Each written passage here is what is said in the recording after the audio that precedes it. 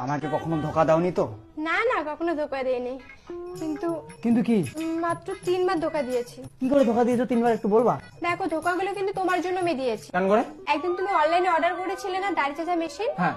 তো ওই delivery boy এসেছিল, সেদিন বাড়িতে তুমিও ছিলে না, টাকাও ছিল না। ওটা তো তোমার পছন্দের জিনিস, আমার তো নিতেই হবে, তাই না? তো ফিরতে নেওয়ার জন্য আমি ডেলিভারি বয়ের সঙ্গে এক রাত শুয়েছিলাম।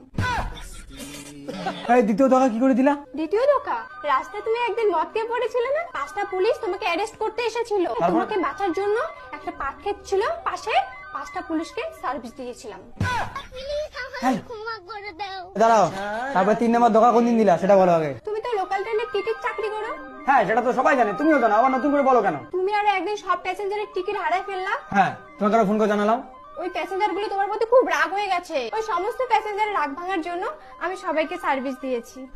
500 থেকে 700 প্যাসেঞ্জার ছিল ওখানে।